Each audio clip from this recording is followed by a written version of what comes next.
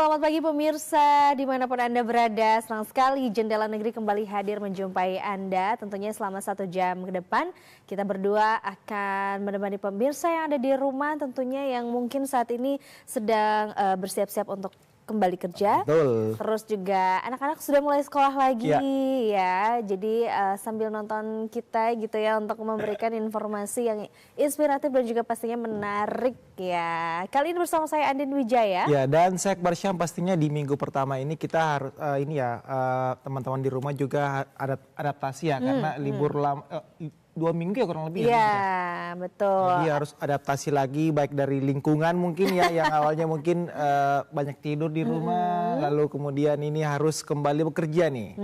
Betul sekali. Dan kayak kita ya hari ini enggak dong. Enggak dong. Udah berapa hari ya. Iya.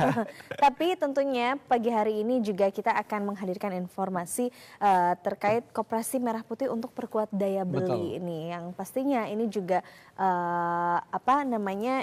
harus kita bahas juga tentunya ya, biar pemirsa juga tahu, di mana juga kamu tahu nggak bahwa kalau kita flashback ya, Bung Hatta ini pernah bilang koperasi itu bukan cuma soal ekonomi nih Bay, tetapi juga soal kebersamaan, kemandirian dan keadilan sosial. Tapi memang di zaman sekarang ini kita kan semua serba digital ya dan serba instan nih.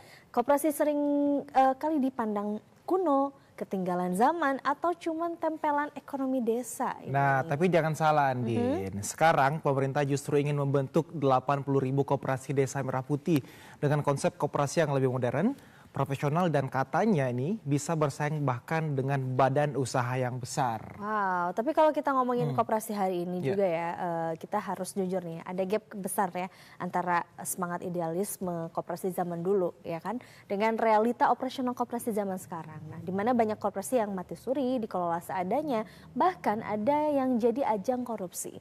Tapi tentunya di sisi lain kita juga mulai lihat nih munculnya koperasi-koperasi baru yang melek digital, transparan, dan mulai menyasar ke generasi muda. Nah, betul sekali. Tentunya lewat program Koperasi Merah Putih ini, pemerintah berharap koperasi bisa masuk ke ekosistem ekonomi yang nasional, yang lebih serius pastinya, dan nggak cuma hadir di kampung-kampung, tapi juga di sektor strategis seperti pangan, logistik, dan bahkan teknologi.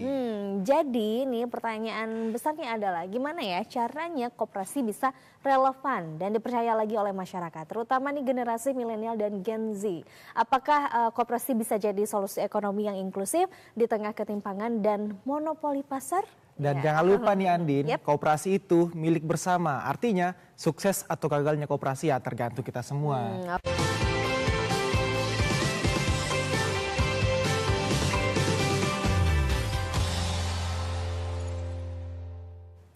Terima kasih Anda masih bersama kami di Jendela Negeri dan masih membahas terkait dengan Koperasi Merah Putih. Oke, dan kini kita akan melihat bagaimana di Jawa Timur, di mana pemerintah tengah mendorong koperasi desa sebagai kekuatan baru dalam menggerakkan ekonomi rakyat. Nah, lalu seperti apa implementasinya di lapangan dan sejauh mana nih potensi koperasi dalam menggerakkan ekonomi desa?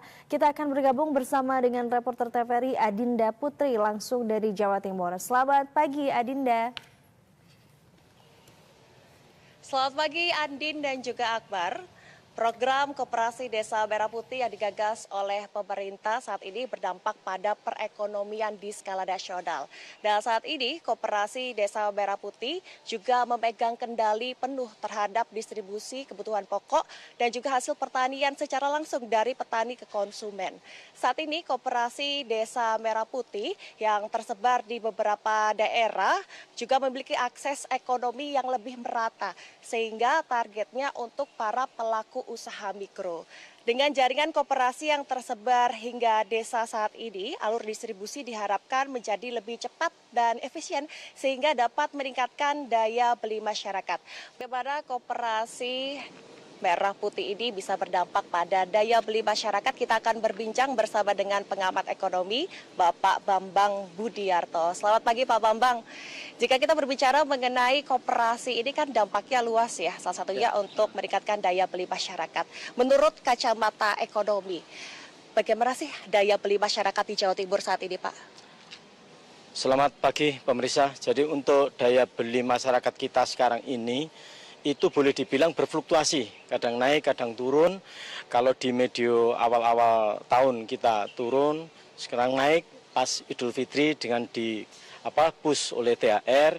Sekarang ini sepertinya akan turun lagi, Mbak, beberapa menit ini. Nah, beberapa saat setelah ini.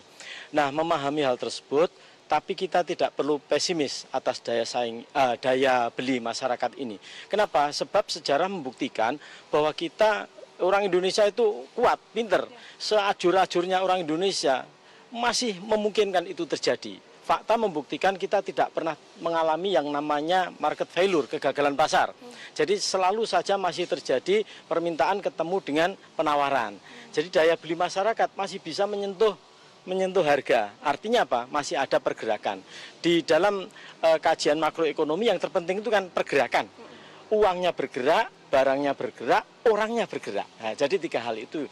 Sehingga kalau masalah daya beli itu saya termasuk orang yang masih optimis. Ya. Gitu. Untuk koperasi Desa Merah Putih ini kan rencananya akan segera digalakkan di beberapa daerah. Apakah benar ini bisa meningkatkan daya beli masyarakat, Pak? Menurut pandangan Bapak seperti apa? Nah, pertama kali diwacanakan di awal-awal Januari Februari oleh Bapak Presiden Koperasi Desa Merah Putih itu saya sempat berpikir koperasi gitu ya. Terus setelahnya akan dimunculkan dilegalisasikan, terus nanti akan di launching pada bulan-bulan Juli. Harus sudah jadi semua, koperasinya berbadan hukum. Nah, kalau saya lihat yang direncanakan, yang dirancang itu baik, luar biasa. Nah, tapi ketika kita mengetahui poin-poin yang ada di sana, itu sepertinya masyarakat boleh untuk tidak berharap terlalu banyak dulu. Jadi jangan membuat ekspektasi terlalu tinggi. Sebab saya sendiri terus terang termasuk orang yang bukannya cemas pesimis, tapi melihat bahwa hal-hal yang harus ada di situ memerlukan ketangguhan para sumber daya yang akan mengelola tersebut. Mesti ada truk 2 buah, ada gudang, kemudian memangkas menghilangkan tengkulak, kemudian ada cold storage yang bagus. Nah, ini semua tentu tidak mudah itu dilakukan dalam hitungan bulan atau tahun, tidak mudah. Kenapa? Sebab bahasanya kalau disebut tengkulak tadi ya, katanya mau diperangi, diputus distribusinya. Mereka ini sudah mengakar baik, mengakar kuat. Dan bahkan di beberapa tempat, saya berani katakan, yang butuh itu bukan tengkulaknya, Mbak. Yang butuh itu petaninya, mereka butuh likuiditas, butuh kecepatan, butuh layanan, butuh tidak ruwet. Nah, ini tengkulak solusinya. Nah, makanya ini yang harus dilawan pelan-pelan. Tapi yakinlah, ibarat sebuah pertandingan, tengkulak juga sudah pasti mempersiapkan barrier-barriernya kan gitu. Kira-kira seperti itu. Nah, memahami hal tersebut tentu supaya tidak jatuh dalam kecewa terlalu mendalam, janganlah terlalu berlebihan dulu. Baik. Step by step itu, Mbak. Baik. Terima kasih banyak Pak Bambang Budiarto sudah berbagi bersama kami. Sama-sama, Mbak Cinta. Ya, pemirsa, diharapkan dengan adanya koperasi Desa Merah Putih ini tidak hanya untuk profit semata, namun juga memiliki tujuan sosial yang berdampak pada masyarakat luas seperti pemberdayaan masyarakat dan meningkatkan solidaritas antar anggotanya.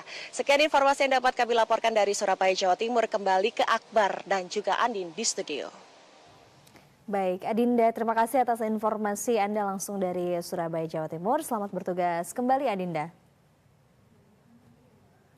Oke, tadi ini menarik sekali ya. Tadi yang disampaikan oleh Adinda Putri juga tadi bersama dengan pengamat ekonomi gitu ya, Pak Bambang. Kita ngobrol lagi sama Pak Junaidi. Tadi dikatakan memang ternyata ya harusnya masyarakat ini tidak boleh terlalu berekspektasi ini. Jadi harus ada step by stepnya begitu.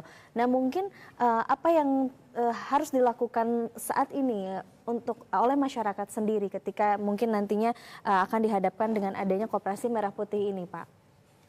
Ya. Menyambung yang tadi begitu. Ya, benar-benar. Ya. Jadi masyarakat itu wajar ya berekspektasi terhadap perusahaan baru ya. Ini kan perusahaan baru nih yang walaupun dimiliki bareng-bareng kan. Ya. Perusahaan baru itu kan mungkin dia belum punya pengalaman ya kan. mungkin menyerap aspirasi anggotanya juga masih rendah lah ya. Jadi belum full ya, kan belajar. Kemudian namanya perusahaan yang baru dibentuk, itu mungkin kesiapan pelayanannya, kemudian SDM-nya juga belum sebaik kalau yang sudah mapan. Jadi ya wajar kalau dia punya ekspektasi hati-hati gitu ya. Karena apa yang ide dari atas itu belum tentu bisa diimplementasikan mulus di lapangan. Ini tadi yang diingatkan oleh tadi ya Mas Bambang tadi ya, yang wawancara tadi. Saya kira hal yang wajar ya. Karena memang tidak semudah membalik tangan ya. Berkumpul dengan ya istilahnya 2 orang teman aja beda-beda pendapat. Apalagi kalau misalkan ini sekaligus anggotanya harus seluruh masyarakat desa, ya kan, tanpa proses namanya inkubasi dan seterusnya. Jadi di atas kertas itu harus disiapkan hitungannya, Mas. Skenarionya, kalau saya beli barang ini kira-kira yang beli apa enggak. Kemudian kalau saya menentukan harga sekian, disepakati apa enggak. Karena koperasi ini kan tidak hidup independen ya. Dia dikelilingi oleh, mohon maaf ya pelaku usaha yang sama bisnisnya mungkin dengan koperasi. Ya kan? Jadi siapa tahu beli pupuk di tempat orang lain lebih murah. Betul. Ya kan? Atau saya menyewakan cold storage, sewanya di tempat lain lebih murah. Jadi koperasi harus realistis. Nah, kuncinya adalah koperasi itu harus bisa menciptakan yang namanya efisiensi kolektif. Jadi ketika dia berkumpul, itu harus ada yang bisa dihemat. Melayani 10 orang dengan 1000 orang beda dong. Ya kan? Pasti harus ada yang dihemat. Nah, ketika kita melayani banyak orang, ada efisiensi kolektif, itu namanya adalah koperasi itu sebenarnya menjalankan strategi melakukan tindakan kolektif. Ini yang hilang, Pak. Oke, jadi efisiensi kolektif tadi, Pak ya? Efisiensi kolektif itu yang sering dilupakan. Makanya orang kan barang yang sama di koperasi, tapi dia belanja di tempat lain. Oke. Karena padahal esensi koperasi ini adalah tadi ya, tindakan kolektif. Kolektif tadi tindakan ya. supaya untuk menghasilkan berhemat. Ketika menghasilkan berhemat, dia ada surplus. Surplus itu yang dianggap sebagai sisa hasil usaha gitu.